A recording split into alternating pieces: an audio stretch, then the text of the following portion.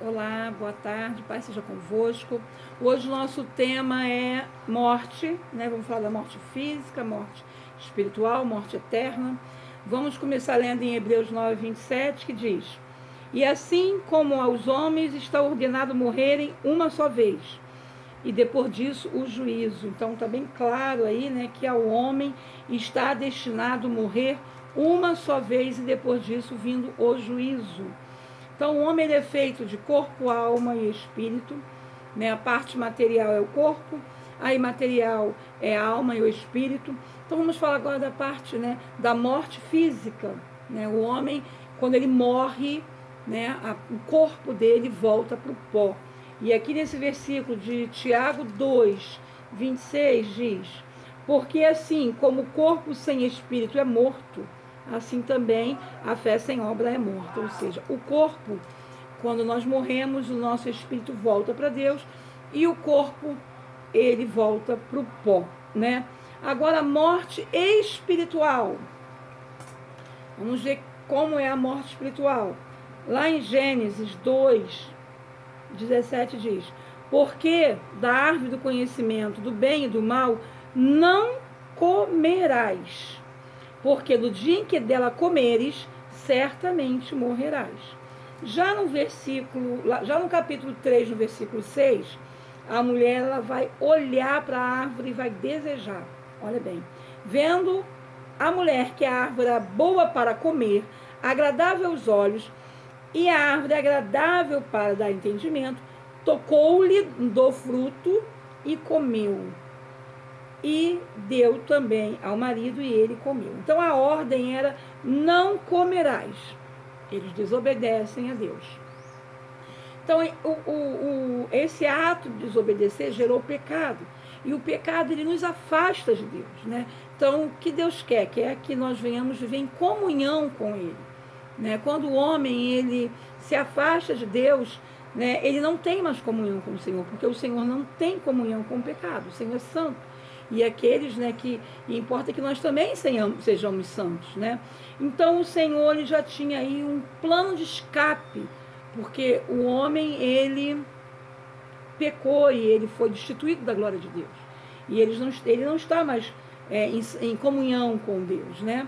Então vamos ver lá o que diz em Efésios 2, a gente dá seguimento a essas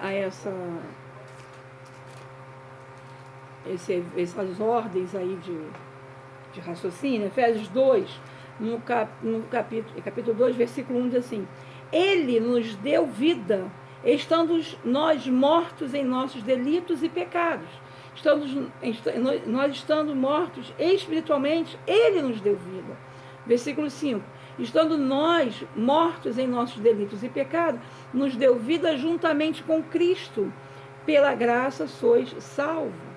Então Deus ele nos dá um escape, né? Ele mandou seu filho que morreu na cruz e nos deu a salvação. E foi de graça, foi pela graça, né? Lá em Tiago, Tiago 1, aí que a minha Bíblia ela tem vida própria, ela abre, né? Tiago 1 diz assim,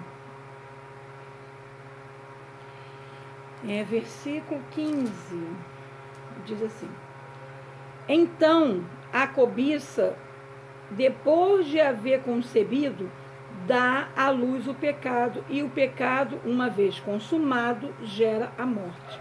Foi exatamente o que aconteceu com Eva, né? Ela cobiçou, ela viu, e ela desejou, e ela tocou, e ela comeu, e gerou a morte espiritual, o afastamento de Deus. Só que Deus ele nos deu o Filho dele para que tenhamos comunhão com Ele. Jesus Cristo é o caminho que nos leva a Deus. Jesus Cristo é o caminho que nos conduz à salvação. Só por meio dele, né? E vai gerar em nós um novo nascimento. Que, deixa eu ver aqui onde eu botei esse versículo. João 3 vai falar a respeito disso. Esse novo nascimento. João 3:3. E isso respondeu Jesus: em verdade te digo, que se alguém não nascer de novo, não pode ver o reino de Deus, porque morreu espiritualmente. Então, o único modo de ter comunhão com Deus novamente é nascendo de novo, no versículo 7. Não te admireis eu de te dizer, importa-vos nascer de novo. Então é necessário esse novo nascimento, através de Jesus Cristo, Filho de Deus, que morreu na cruz, mesmo sem pecado, mas ele levou os nossos pecados, aquilo que nos afastava de Deus, agora nos aproxima de Deus, que é viver em comunhão através do Filho dele, Jesus Cristo. Então essa morte espiritual, a primeira morte é a morte física, a morte espiritual, o Senhor tem um escape para a morte espiritual, que é Jesus Cristo. Você pode se reconciliar em um novo nascimento. Agora, a morte eterna, ou seja, chamada também de castigo eterno, é também chamada de segunda morte, né? Vamos ver lá em Apocalipse 2, versículo 11, 2:11. Quem tem ouvidos, ouça o que o Espírito diz à igreja. O vencedor, de modo algum, sofrerá o dano da segunda morte. Ou seja, aquele que vencer, né, não passará pela segunda morte, não passará pela morte eterna. Né? Então, o Senhor, ele nos deu aí, né, um escape ao que vencer em Cristo, aquele que está andando com Cristo, aquele que está vivendo uma vida de santidade, que tem comunhão com Deus. Esse venceu. E esse que venceu não vai sofrer o dano da segunda morte. Eu coloquei aqui alguns outros versículos. Porque o salário do pecado é a morte, mas o dom gratuito de Deus é a vida eterna em Cristo, nosso Senhor. Está em Romanos 6:23. Então está bem claro aqui que Deus nos deu um dom gratuito, que é a vida eterna. O contrário da segunda morte.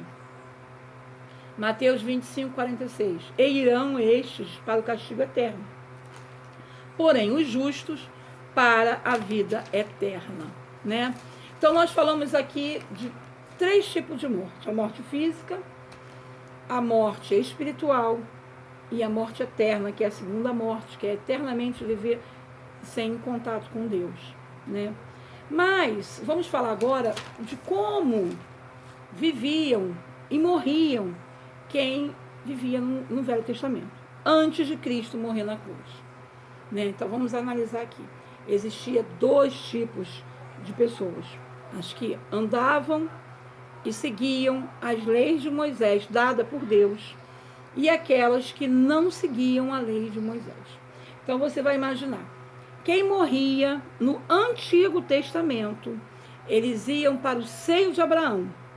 Quem morria no Antigo Testamento, eles iam para um lugar de tormento. Entre esses 2 lugares que eu falei, seio de Abraão e lugar de tormento, havia um abismo entre eles. Então, esses 2 aqui, tudo aqui que eu falei, era chamado de Hades, ou Seol. Então, quem morria salvo, ia para o seio de Abraão. Quem morria sem Deus, ia para o lugar de tormento. Tudo isso aqui era chamado de Hades, e Hades significa inferno. Então, quem morria sem Deus no Antigo Testamento, ia para o inferno, sendo que um ia para o seio de Abraão e o outro ia para o lugar de tormento, e não tinha como um passar para o outro lado, porque entre eles havia um abismo. Para ficar claro, se você quiser ler, você lê lá em Lucas 16, do versículo 19 ao 31. Lucas 16, 19 ao 31. Não dá para ler, senão fica muito extenso o vídeo. Né? Então, eu vou te mostrar aqui o seio de Abraão, que está lá em Lucas 23. Esse versículo, me dá até vontade de chorar, de tão lindo que ele é. É um Jesus assim tão poderoso. E ele não pensa em dar resposta, não. Ele dá a resposta na hora. E ele deu a resposta para esse ladrão da cruz na hora. Então é Lucas 23, versículo 43. Que diz assim: Jesus lhe respondeu. Não, eu vou ler a pergunta primeiro, 42. E acrescentou, Jesus, lembra-te de mim quando vieres no teu reino? E Jesus lhe resposta imediata: em verdade te digo que hoje estarás comigo no paraíso. Então, após a morte de Cristo na cruz, a gente vai ver lá em Apocalipse, no capítulo 1, vou lá para Apocalipse, espera aí rapidinho, acho que é o versículo 18. Capítulo 1, versículo 18, deixa eu só confirmar aqui. Então, é 18. Diz assim: aquele que vive, estive morto, mas eis que estou vivo pelos séculos dos séculos. Quem? Que vive pelos séculos dos séculos, Jesus Cristo. Tenho a chave da morte e do inferno. Então, a chave da morte e do inferno estão nas mãos de Jesus. Por quê? Quando ele morreu, ele foi ao seio de Abraão, né? Ele venceu, ele pegou a chave da morte e do inferno e levou todos que estavam no seio de Abraão para o terceiro céu. O que é terceiro céu? Primeiro céu é esse que você olha aí, você está vendo aí o céu azulzinho lindo, sem nuvens, né? Hoje aqui no Rio de Janeiro está com um pouquinho de nuvem, mas está no fim da tarde já. O segundo céu é onde vai o foguete, onde vão, né? Onde entra em órbita aí uma coisa mandada pela NASA.